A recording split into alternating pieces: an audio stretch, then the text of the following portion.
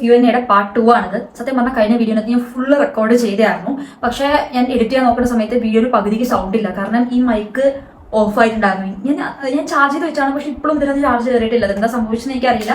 But it's okay. അപ്പൊ അന്ന് തന്നെ റെക്കോർഡ് ചെയ്ത് അപ്ലോഡ് ചെയ്യാൻ പറ്റാത്തതുകൊണ്ട് ഞാൻ പാർട്ട് 2 ആയിട്ട് ചെയ്യാന്ന് വിചാരിച്ചാണ്. കാരണം എനിക്ക് എല്ലാ ക്വസ്റ്റ്യൻസിനും ആൻസർ ചെയ്യണമെന്നുണ്ടായിരുന്നു. ഓരോരുത്തരും എൻ്റെ ഇതൊരു റിപ്ലൈ കിട്ടുന്നുണ്ടായിരിക്കും അവർക്ക് ആ ഒരു ക്വസ്റ്റ്യൻ അവിടെ ടൈപ്പ് ചെയ്തിട്ടുണ്ടാവുക. സോ എനിക്ക് അതിന് റിപ്ലൈ കൊടുക്കണം എന്ന് തോന്നി. അപ്പൊ റിപ്പീറ്റഡ് അല്ലാത്ത എല്ലാ ക്വസ്റ്റ്യൻസിനും ആൻസർ ചെയ്യാൻ ട്രൈ ചെയ്തിട്ടുണ്ടോ. സോ ഇത് കുറച്ചേ ഉള്ളൂ, നമുക്ക് വേഗം കവർ ചെയ്യാം. ഡിസിപ്ലിൻഡ് ആയിട്ടിരിക്കാൻ എനി ടിപ്സ്. ഡിസിപ്ലിൻ എന്ന് പറഞ്ഞാൽ എന്താ? നമ്മളൊരു കാര്യം ചെയ്യാമെന്ന് പറഞ്ഞു, anyhow at any cost നമ്മൾ അത് ചെയ്യുന്നേ ചെയ്യണം. ഇപ്പൊ രാവിലെ എണിക്കാന്ന് പറഞ്ഞു, രാവിലെ എന്തൊക്കെ സംഭവിച്ചാലും രാവിലെ എണിക്കുക തന്നെ ചെയ്യണം. ഇനി അതേസമയം ജിമ്മിൽ പോകാന്ന് പറഞ്ഞു, എന്തൊക്കെ സംഭവിച്ചാലും ജിമ്മിൽ പോകുക തന്നെ ചെയ്യും. അല്ലെങ്കിൽ ഇത്ര നേരം പഠിക്കാന്ന് പറഞ്ഞു, എന്തൊക്കെ സംഭവിച്ചാലും ഇത്ര നേരം പഠിക്കുകയും ചെയ്യും. ഇന്ന മതി ഇത്ര സെയിൽസ് ചെയ്യാന്ന് പറഞ്ഞിട്ടുണ്ടെങ്കിൽ ഇത്ര സെയിൽസ് ചെയ്യുകയും ചെയ്യും. അതേപോലെ നമ്മൾ ചെയ്യാന്ന് പറഞ്ഞൊരു കാര്യം നമ്മൾ ചെയ്യുന്നതിനാണ് ടു ബി ഓണസ്റ്റ് ഡിസിപ്ലിൻ എന്ന് പറയുന്നത്, ശരിയല്ലേ? അപ്പൊ അതെങ്ങനെ ആ ഒരു രീതിയിൽ കൊണ്ടുവന്ന് വെച്ചാൽ നമ്മൾ ക്ലിയർ പേർപ്പസ് ഉണ്ടെങ്കിൽ, ഇപ്പൊ എക്സാമ്പിൾ ഇന്ന എക്സാമിന് എനിക്ക് ഇത്ര മാർക്ക് വേണം എന്നുള്ളത് എന്റെ എന്താ പറയുക നോൺ നെഗോഷ്യബിൾ ആയിട്ടുള്ള ഗോൾ ആണെന്നുണ്ടെങ്കിൽ എന്തായാലും ചെയ്തേ പറ്റും. അല്ലാതെ എനിക്ക് വേറെ ഓപ്ഷൻ ഇല്ല എന്നാണെന്നുണ്ടെങ്കിൽ ഓട്ടോമാറ്റിക്കലി അത് നമ്മൾ ഡിസിപ്ലിൻഡ് ആക്കും. ലൈക്ക് വേറെ ഓപ്ഷൻ ഇല്ല അത് ചെയ്യാതിരിക്കാനായിട്ട്. അതേസമയം നമുക്ക് 100 എക്സ്ക്യൂസ് ഉണ്ട് ചെയ്തിരിക്കും കുഴപ്പമൊന്നുമില്ല എന്നൊരു തോട്ടാണെന്നുണ്ടെങ്കിൽ അത് ഓട്ടോമാറ്റിക്കലി നമ്മുടെ ഡിസിപ്ലിനെ കമ്മിയാക്കും. സോ ഒരു ക്ലിയർ പേർപ്പസ്, എന്തുകൊണ്ട് ഒരു പെർട്ടിക്കുലർ കാര്യം ചെയ്യണം എന്നൊരു പേർപ്പസ്, ഒരു ഗോൾ, ഒരു വൈ നമുക്ക് കൊടുക്കുകയാണെന്നുണ്ടെങ്കിൽ അത് നമ്മളെ കുറച്ചൊരു ഡിസിപ്ലിൻ ആക്കാനായിട്ട് ഹെൽപ്പ് ചെയ്യും. നൈറ്റ് നേരത്തെ സ്ലീപ്പ് ചെയ്യും. ഞാൻ ഓൾറെഡി പറഞ്ഞല്ലോ 10:30 ഉറങ്ങലുണ്ടായിരുന്നു. ബട്ട് ഇപ്പോൾ കുറച്ച് ദിവസമായിട്ട് ഒരു 11-12 അടുത്ത് ആവലുണ്ട്. പല കാര്യങ്ങളും ഉണ്ട്. നേരത്തെ എണിക്കുന്നത് നല്ല സ്ട്രഗിൾ അല്ലേ, അതൊക്കെ എങ്ങനെ മറികടന്നു? അവിടെ ഒരു കാര്യം പറഞ്ഞുതരാം. കാരണം ഞാൻ ഉൾപ്പെടെ പലരും വിചാരിക്കുന്ന കാര്യമാണ് രാവിലെ നേരത്തെ കിടന്നാലേ രാത്രി നേരത്തെ എണിക്കാൻ പറ്റുള്ളൂ എന്ന് പറഞ്ഞിട്ട് നമ്മൾ എന്താ പറയാ, രാവിലെ നേരത്തെ കിടക്കാൻ നോക്കുമ്പോൾ ഉറക്കവും വരില്ല, ലേറ്റായി കിടക്കും ചെയ്യും. അയ്യോ ലേറ്റായി കിടന്നുകൊണ്ട് രാവിലെ എണിക്കാൻ പറ്റില്ലല്ലോ എന്നൊരു കൈൻഡ് ഓഫ് തിങ്, ആ ഒരു ലൂപ്പിലായിരിക്കും പോകുന്നുണ്ടാവുക.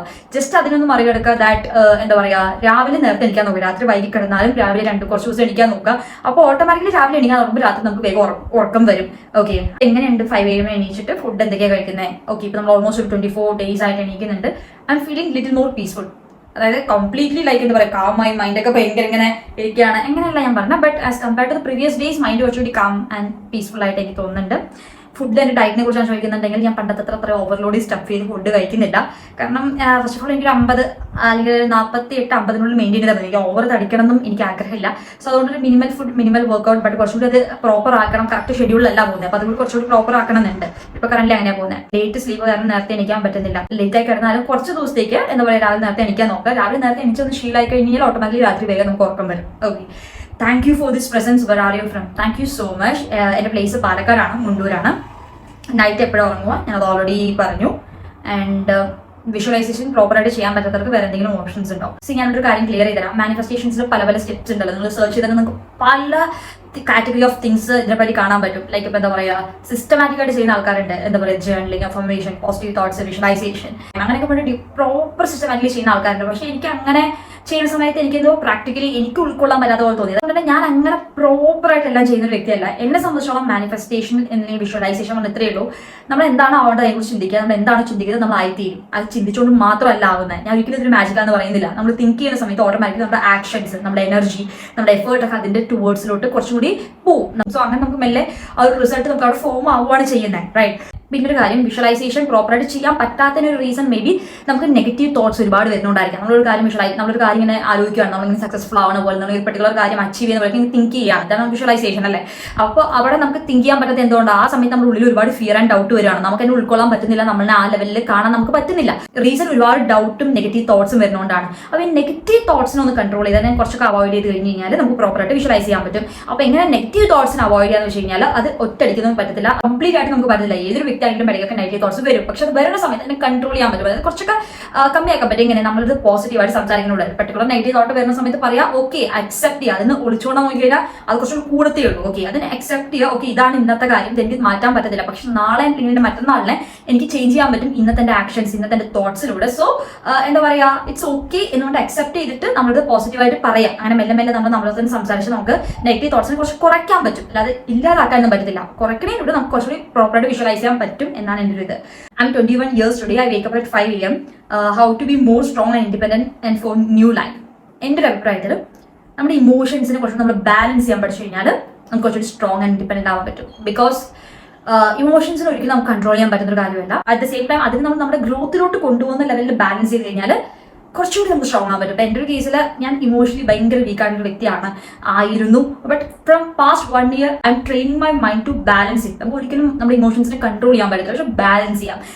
അതായത് നമ്മുടെ ബോഡി പോലെ തന്നെ നമ്മുടെ ബ്രെയിനും അതും ഒരു ഓർഗൻ തന്നെയാണ് അല്ലെ. അതിന് നമുക്ക് ട്രെയിൻ ചെയ്യാൻ പറ്റും സ്റ്റെപ്പ് ബൈ സ്റ്റെപ്പ് തോട്ട്സിലൂടെ, പോസിറ്റീവ് ആയിട്ടുള്ള ലേൺ ചെയ്യുന്നതിലൂടെ റിഗാർഡിങ് മൈൻഡ്, അതിന്റെ സബ് കോൺഷ്യസിന്റെ പവർ, അങ്ങനെ മെല്ലെ മെല്ലെ നമുക്ക് ഇമോഷൻസ് എങ്ങനെ ബാലൻസ് ചെയ്യാം എല്ലാം മെല്ലെ മെല്ലെ ലേണിലൂടെ നമുക്ക് നമ്മുടെ മൈൻഡിനെ കുറച്ചൊരു ഓപ്പൺ ആക്കി വെക്കാൻ പറ്റും. പ്ലസ് നമ്മുടെ ഇമോഷൻസ് കുറച്ചൊരു ബാലൻസ് ചെയ്യാൻ പറ്റും. ദാറ്റ് അതിന് നമ്മുടെ സക്സസ് അല്ലെങ്കിൽ ഗ്രോത്തിന് വേണ്ടി യൂസ് ചെയ്യാൻ പറ്റും. അത് നമ്മൾ കുറച്ചുകൂടി സ്ട്രോങ് ആവും. ക്വസ്റ്റ്യൻ ഒന്നും ഇല്ലാട്ടോ, ഒരു കാര്യം പറയാനുണ്ട്. നല്ല പോസിറ്റിവിറ്റി വീഡിയോസിൽ ഞാനൊരു 5 day ആയി 5:30 എണീക്കുന്നുണ്ട്. Okay, that's right. ഇത് ഈ ഒരു മെസ്സേജ് അല്ല കേട്ടോ, പലരെടുത്ത് ഡീമിന് അത് പറയുന്നുണ്ട്. നിങ്ങൾ കണ്ട് ഞാൻ 5:30 അടിക്കാൻ തുടങ്ങി, 6 മണിക്ക് അടിക്കാൻ തുടങ്ങി. ആൻഡ് കുറേ പേര് എന്നെ പോലെ തന്നെ ഞാൻ സ്ക്രോൾ ചെയ്യുന്ന സമയത്ത് പലരും എന്നെ പോലെ വീഡിയോസ് എടുത്തിട്ട് ഞാൻ കണ്ടിട്ടുണ്ട്. വേഗം അപ്പ് അറ്റ് 5 AM എന്നുള്ള വലിയൊരു കോട്ടൊക്കെ വെച്ചിട്ട് തന്നെ. I M so happy. അതായത് ഒരാളുടെ ലൈഫിൽ ചെറിയൊരു ഹാബിറ്റ് ചേഞ്ച് അല്ലെങ്കിൽ അവരുടെ കണ്ടന്റ് ക്രിയേഷൻ ജേർണി എന്നെ കണ്ടൊക്കെ സ്റ്റാർട്ട് ചെയ്യാന്ന് പറഞ്ഞാൽ എന്നെ സംബന്ധിച്ച് വലിയൊരു കാര്യം തന്നെയാണ്. Congratulation. How do you live yourself on bad days? To be honest കരഞ്ഞു തീർന്നു. അതായത് ഐ തോട്ട് സോ നമ്മുടെ ഉള്ളിലുള്ള ഹെവിനെസ് റിലീസായി പോയി കഴിഞ്ഞ് കഴിഞ്ഞാൽ നമുക്ക് കുറച്ചുകൂടി ബെറ്റർ ആയിട്ട് ഫീൽ ചെയ്യും. അത് നമ്മുടെ ഡേ ലിഫ്റ്റ് ചെയ്യാൻ കുറച്ച് ഹെൽപ്പ് ചെയ്യുന്ന എനിക്ക് തോന്നിയിട്ടുണ്ട്. അത് പലർക്കും പലതാവാം. ചിലർക്ക് ഒരു കോഫി കുടിക്കുന്നതാവാം, ചിലർക്ക് കരഞ്ഞു തീർക്കുന്നതാവാം, ചിലർക്ക് ഒന്ന് കിടന്ന് ഉറങ്ങുന്നതാവാം, whatever if it is. So for me it was like crying out. Okay, about meditation, how you doing? ഞാൻ normally breathing exercise, inhale exercise ചെയ്യലുണ്ട്. അതല്ലാതെ ഞാൻ ഇഷ ക്രിയ ചെയ്യലുണ്ട്. ഇഷ യോഗയുടെ ഒരു മെഡിറ്റേഷൻ പ്രോസസ് ആണ് ഇഷ ക്രിയ. നിങ്ങൾക്ക് നോക്കിയാൽ സെർച്ച് ചെയ്താൽ കിട്ടും. It's A simple 15-minute process. ഞാൻ മോർണിംഗ് എണിച്ച് കഴിഞ്ഞ ശേഷം ഞാൻ ആദ്യം ഡയറക്റ്റ് ആയിട്ട് ഫോൺ യൂസ് ചെയ്യാറുണ്ട്, ഡയറക്റ്റ് വീഡിയോസ് എടുക്കുമായിരുന്നു. ഇപ്പം ഞാൻ ഒരു 6 മണി 6:30 ആകുമ്പോഴാണ് വീഡിയോസ് എടുക്കുന്നത്. രാവിലെ എണിച്ച് ഞാൻ ഭയങ്കര സ്ലോ മോർണിംഗ് ആണ് എൻ്റെ. അത് കഴിഞ്ഞ് മെഡിറ്റേറ്റ് ചെയ്യും, പിന്നെ കുറച്ച് വാം വാട്ടർ കുടിച്ച് ഞാൻ കുറച്ച് ടൈം എൻ്റെ കൂടെ ഇരുന്നതിന് ശേഷമാണ് ഞാൻ ഫോൺ എടുക്കലുള്ളത്. So I'm doing Isha Kriya also. Okay, so yeah, ഇതൊക്കെ തന്നെയാണ് ക്വസ്റ്റ്യൻസ് ഡീമിനകത്ത് വന്ന് കിടക്കുന്നത് എനിക്കറിയാം. പക്ഷെ റിപ്പീറ്റഡ്ലി വരുന്നതാണ്. അവിടെ ഞാൻ Q&A ആയിട്ട് തന്നെ എടുത്ത് ചെയ്തത്. സോ ഓൾമോസ്റ്റ് നിങ്ങളുടെ ചോദിച്ച ക്വസ്റ്റ്യൻസ് ഞാൻ ക്ലിയർ ചെയ്തിട്ടുണ്ട് എന്ന് ഞാൻ വിശ്വസിക്കുന്നു.